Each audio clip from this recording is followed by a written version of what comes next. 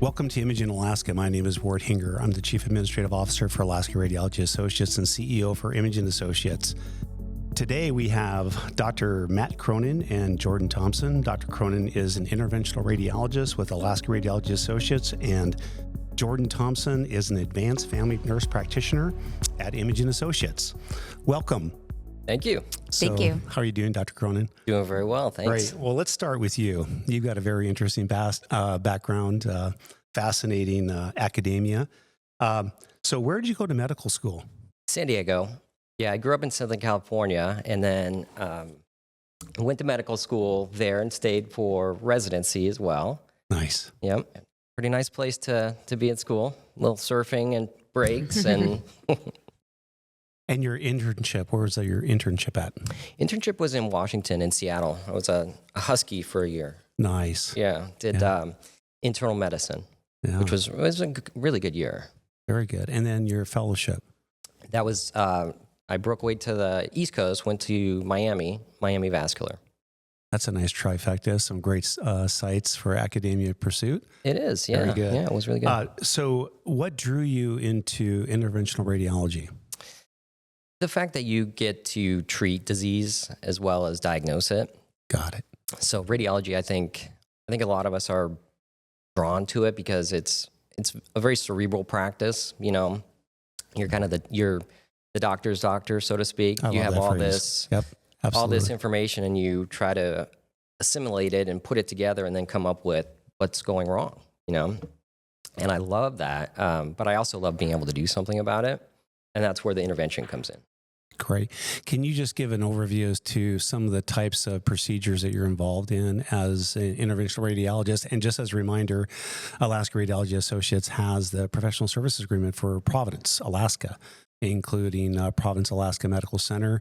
You spent a lot of time at the cath lab there. Absolutely. In the center. Just give the audience just an overview as to what your average day at the cath lab looks like. Yeah, absolutely.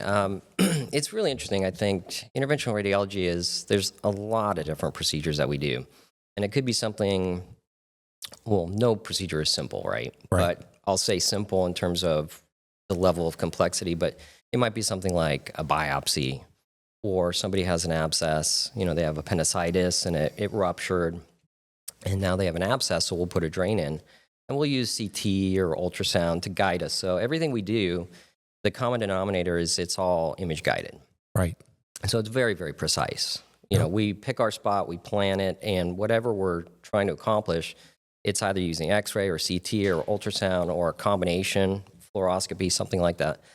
So then going up the ladder in terms of complexity, sometimes patients have tumors in their liver. We can get to the tumor where the blood supply is. Wow. And instead of having chemotherapy given through the veins, basically you go to the artery that's feeding the tumor and just bombard it. So it's really localized.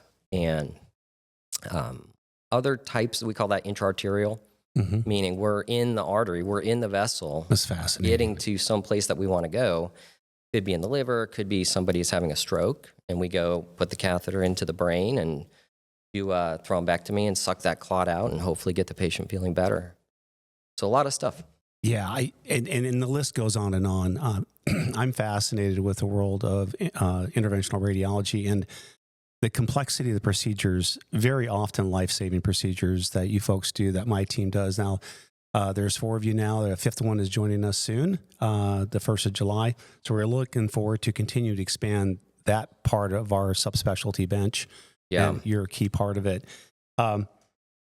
What brought you up to Alaska?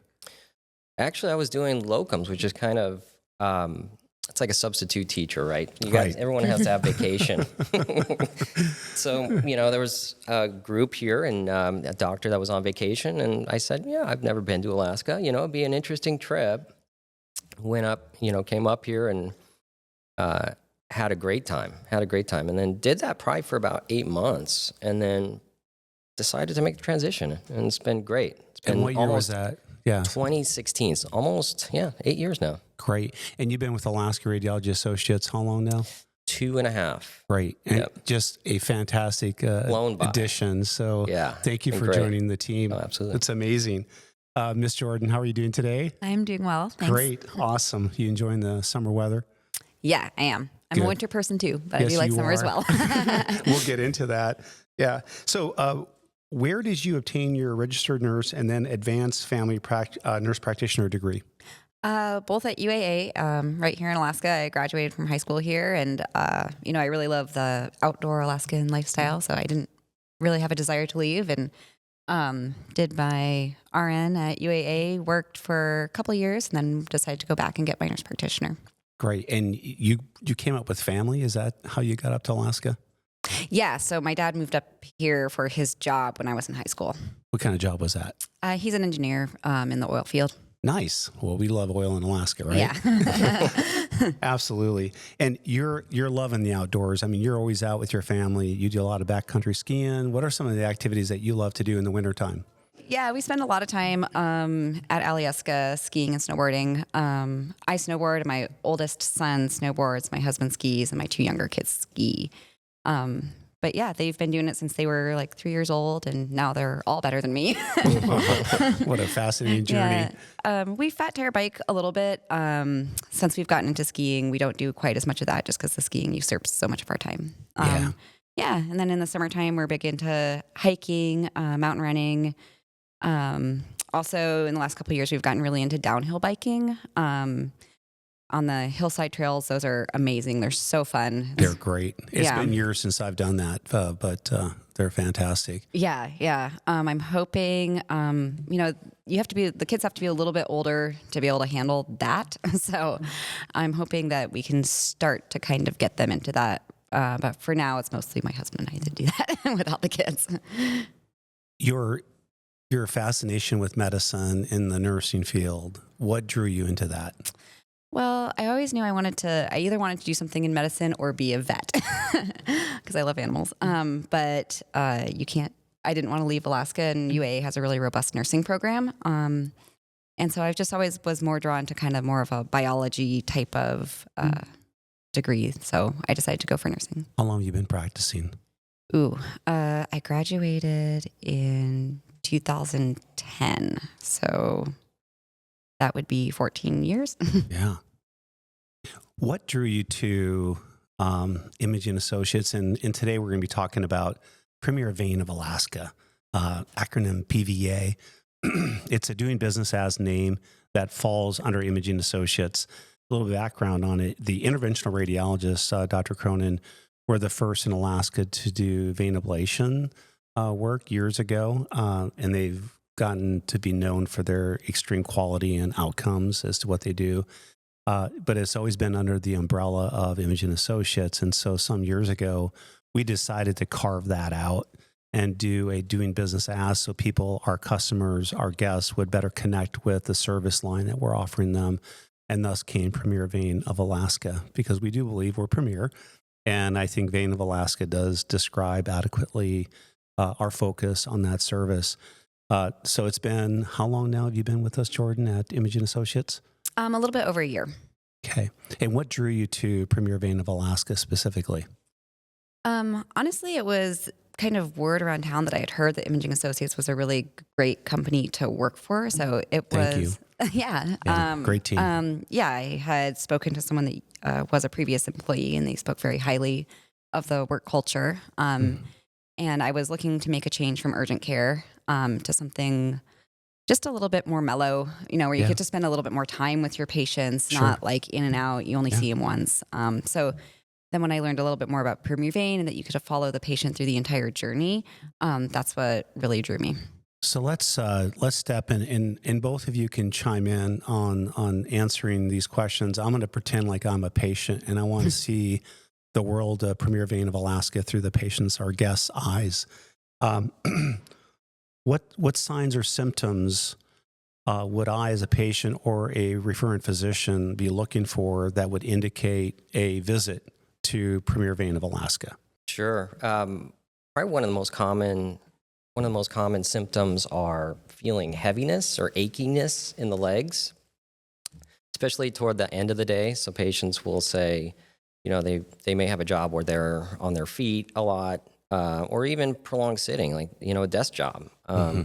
But basically, when one of the big symptoms is just ankle swelling, heaviness. And then if that's left untreated, that can lead to some skin changes. And in the worst cases, ulcerations, things that are, wounds that are really difficult to heal. Okay, so it can get quite serious. And when I talk to my friends in Alaska, a lot of them do a lot of standing throughout the day. You think of the different occupations that, like, Alaska Airlines, the individuals working there, whether they're on the tarmac or they're, on the planes, they're always on their feet. And so I've had so many referrals from those types of occupations. Yeah, absolutely. There's a genetic component as well, but do you want to dive into that a little bit? A genetic component. So what actually creates that swelling? Yeah, great question. So it's venous hypertension, basically. I mean, we all think about high blood pressure in our arteries, but we don't really talk about high blood pressure in our veins. Okay. And that's essentially what this disease is. So the veins have these little valves. They're not as thick-walled as our arteries. Our arteries can really contract down and constrict. The veins don't do that as much. They, instead of constricting when they need to increase pressure, they have valves to help venous return back up to the heart. Okay. And so you can think of a vein in your leg basically as like a standing water column, right? You have valves that will close, and then that standing water becomes segments, essentially. So instead of having this one vessel that has a lot of hydrostatic pressure, you have segments. Right. Those valves are absolutely key to veins being healthy and working. And when they don't work, then you get venous hypertension. That's a great analogy you just walked us through. So those valves can relax or grow weak over time? They can, absolutely. And, things, and that's kind of where the genetic component comes in too. Okay. It's just the function of that. Sure. Of course, we can get blood clots in our legs, and those clots affect the valves as well. So it's a complex scenario, but that's the basic tenet of it. Interesting. So we talked about occupations, obviously people that were probably or are very active physically, like you, Jordin, a lot of biking, running, that kind of stuff. Those individuals may experience something like that. How about pregnancy? Does pregnancy walk into that? Jordin, you want to talk about that? Yeah, absolutely. So blood volume increases during pregnancy, which puts more stress on the veins just because of the increased volume. And that stress can weaken the valves. So the more pregnancies a woman has had, the more likely she is to develop vein issues. Okay. So these are signs and symptoms that I, as a patient, should be on the lookout for. And many of them are obvious, right? The feeling, the swelling, any like visible signs like veins on the outside of the legs or anything like that too? Yeah, absolutely. That can be, it can be simply cosmetic, but many times it is a sign that there's something deeper going on underneath. Okay. And so we'll get into what's termed as medical necessity here in just a little bit. So I feel these symptoms and I can see them. I feel them. My legs feel heavy, maybe painful. So I go to Premier Vein of Alaska. I call to make an appointment. Is that what I do? You can call or you can go online and request an appointment from our website. Okay. So I can actually request an appointment online. Yeah. And we don't require referrals, so anybody can go do it. Okay. So you can self-refer as a patient. That's great to know. I come walking in. What can I expect on my first visit from the start to finish? So on the first visit, you would meet with me. We go over your symptoms. If it looks like there's a potential vein issue, then I would order an ultrasound. Okay. Now, do I have to leave the site to get the ultrasound, or? It's done on a different day, but it can be done at any one of our 3 locations, Anchorage, Eagle River, or our Palmer location. But the ultrasounds are very in-depth. So if we're doing one leg, it's 45 minutes, 2 legs, it's an hour and a half. So that is a separate appointment. We also like to do those at the end of the day. Have people be well hydrated and be kind of on their feet that day, so we get the best picture of their worst veins, basically. That makes complete sense. The ultrasound is read by one of our interventional radiologists, like Dr. Cronin, and then the patient comes back for a follow-up with me to review the results of the ultrasound, any recommendations for procedures that might be made. We do a lot of patient education, so no one has any surprises on the day of their procedure. They know exactly what's going to happen, exactly what their follow-up is going to be. For many of the procedures, we do another ultrasound a couple days afterwards, or well, obviously after we go over the recommendations, they come back for a procedure. Procedures are done either Anchorage or Palmer. After the procedure, depending on what type it is, but many times they do another ultrasound just to make sure that no complications have developed. That's really a precaution. It's very rare for a complication to develop, but we want to make sure we're taking good care of our patients. So going back, getting an appointment is relatively easy. Yeah. We have plenty of access for people to get in a timely absolutely. basis. So from the time I ask for an appointment, what's the usual wait time? 3 to 5 days to get in? To get an appointment, usually it's, we can get people in typically the same week. It's really up to your schedule. All right, same week. And when I come in, obviously we have the spa-like environment that's associated with Imaging Associates, but Premier Vein of Alaska actually has their own carve-out subclinic that they'll be seen at. And they'll be seen by you and a medical assistant that works with you. Yeah, Angela. She's wonderful. Angela. Yeah, you two are a great team. And then Dr. Cronin is the medical director for Premier Vein of Alaska. Correct. So he provides the medical oversight and guidance as a physician, as an MD. And so my first visit, I come in, you go over my history, my symptoms, you do a physical eval of me, and then you may or may not order an ultrasound. Correct. If it doesn't, if it looks like based on your evaluation that something else is going on, that it's not a vein issue, we wouldn't go forward with an ultrasound. But if it does look like it's a potential vein issue, then I do order the ultrasound. And that some other issue could be another pursuit for the patient to follow up on their symptoms, which they may not have been aware of. Correct. Okay. And that's great too, because we may say, hey, this isn't for you, but what you do have going on is something else. And we recommend you visiting with your primary care manager to address that. Yeah. I totally agree with that. And actually, I would say sometimes it can seem disappointing if it doesn't figure out the problem, but it's equally as important to know that it's not the problem. Just like you said, you've made progress. It's if it is a vein or if it's not a venous problem. So Great.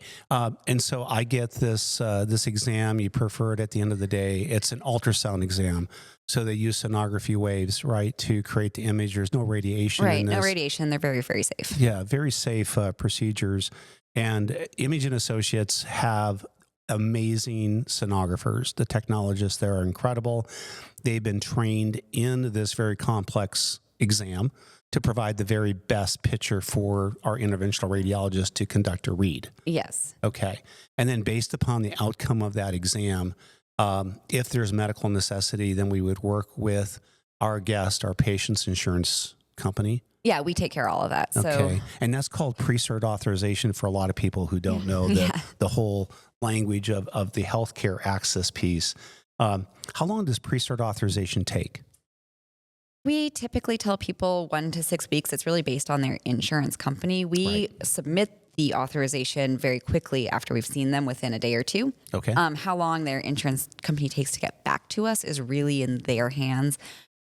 It can even be faster than a week. We say 1 to 6 weeks to create, an expectation, but it's very rare that it would take 6 weeks. Typically, it's a week to 2 weeks. Right. And I do have to say internally, you and Angela do a great job on submitting the paperwork. The reports that our interventional radiologists create, and Dr. Cronin stays on top of that for turnaround time of incredible 45, 60 minutes on getting the report back to you guys, and then getting that into the insurance companies. And there are a lot of variances with insurance plans on getting the results back. So once you get the results back and there's clinical necessity to address what we believe the diagnosis to be, what's the next step for the patient? That would just be getting scheduled for their procedure. Okay, and you want to talk about the procedures. What could be the various diagnoses that you make? Dr. Cronin, you want to jump in on that one? Yeah, I'd be happy to. Okay. So a lot of the diseases that we treat are in the greater saphenous, small saphenous veins, which are superficial veins in our legs. Okay. So we look at the size of the vessel and the degree of reflux, meaning there is reflux, how long does it last? And how many segments are involved? And then based on what's happening with the patient's symptoms and then this ultrasound, we come up with the treatment plan. And the treatment plan can be something that we call endovascular ablation, where we put a small tube or a catheter into that vein that's no longer working, and we either put glue in to essentially seal it shut, or some form of thermal ablation. We use radio frequency. So radio frequency, RF, and then you Right. have the venous seal. Is that the name of the? Correct. Okay, and that's the glue. And this is the more modern approach, or just a more recently advanced offering. It is, yeah. Okay.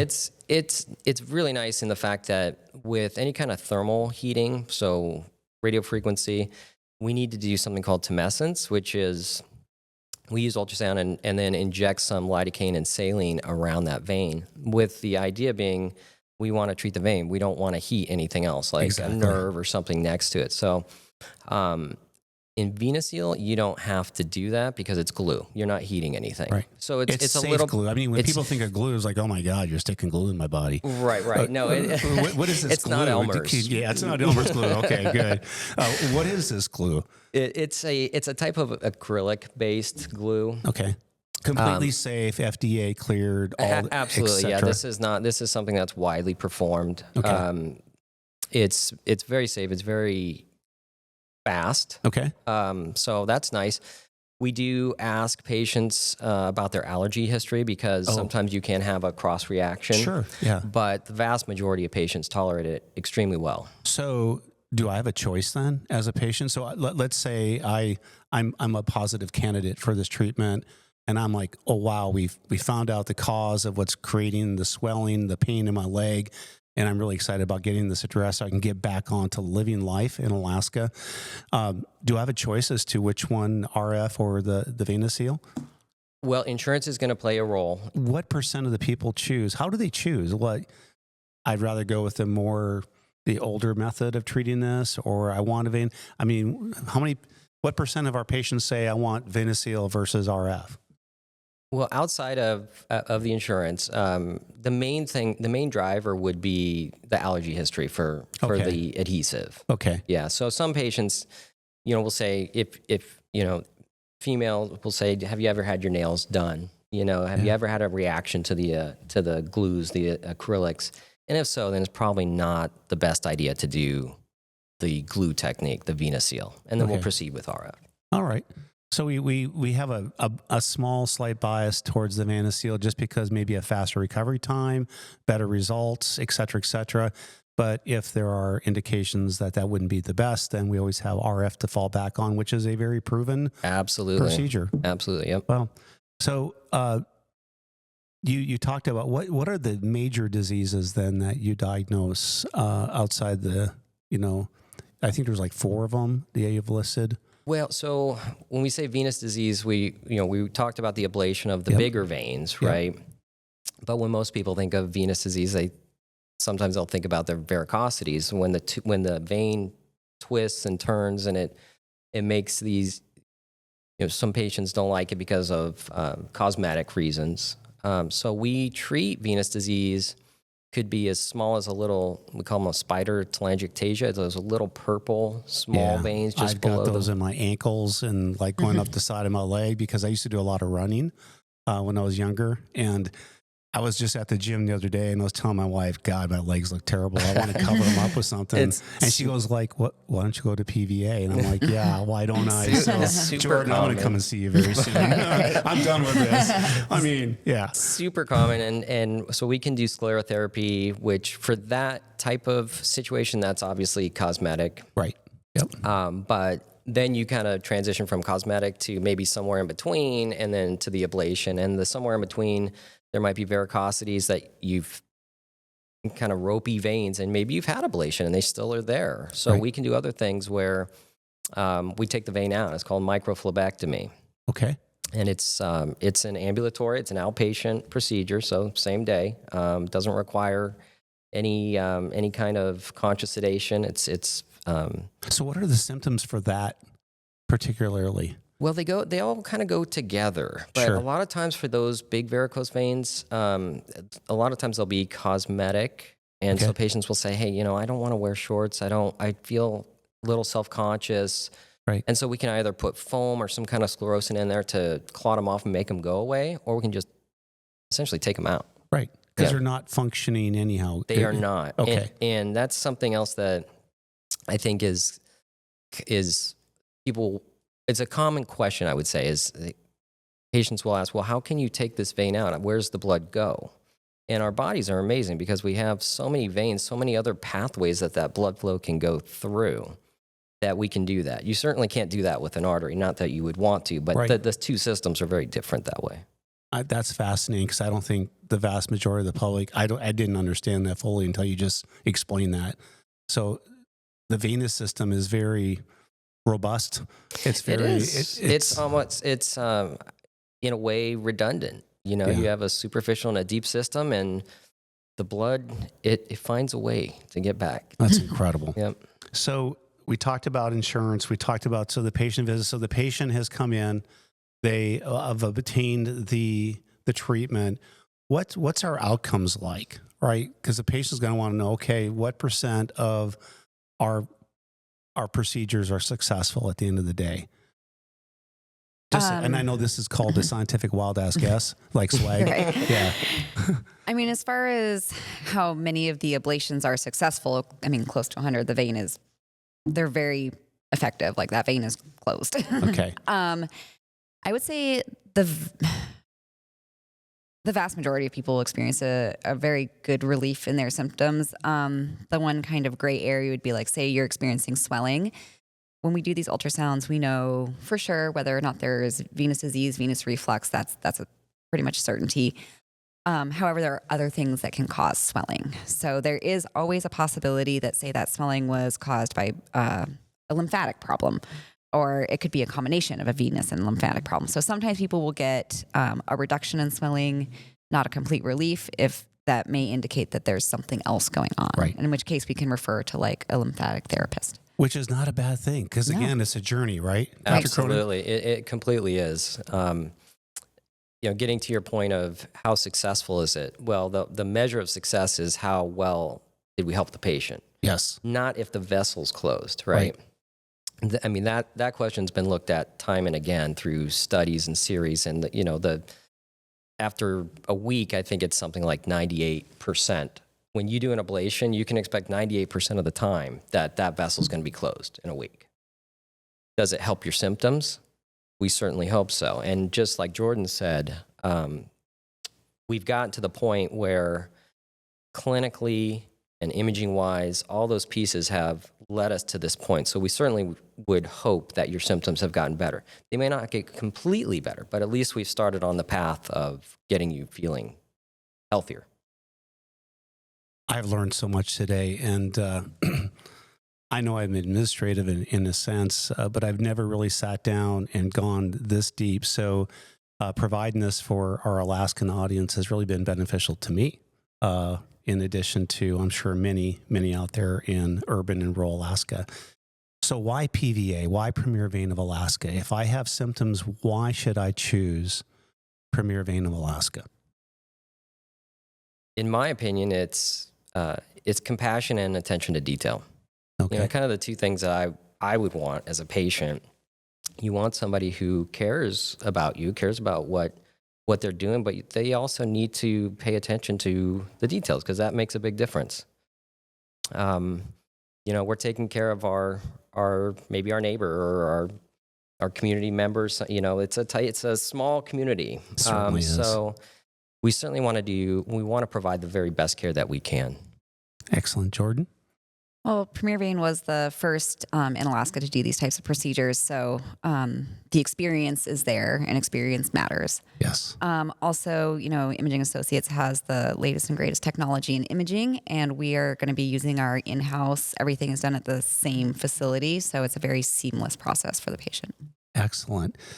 I can't thank both of you enough for taking the time to share with our wonderful communities in Alaska what Premier Vein of Alaska has to offer them. Anything in closing, Dr. Cronin, that you'd like to share with Alaska on this particular service line that we offer? Yeah, I would just say we're always here. If any questions we can answer, we're absolutely happy to. The goal is to get you feeling better and hopefully get you back on the trails or whatever it is that you love. Awesome. Jordin? I would just like to say, we're always here. No referral needed. We always appreciate referrals from, your primary care provider. So we get a little bit of background information and we can send you back to them with all the reports. But we're always here. Anyone can just walk in and make an appointment. Well, thank you both for what you do, and what an amazing team you have. Thank you. Thanks. Thank you. Imaging Alaska, expert radiology, exceptional care.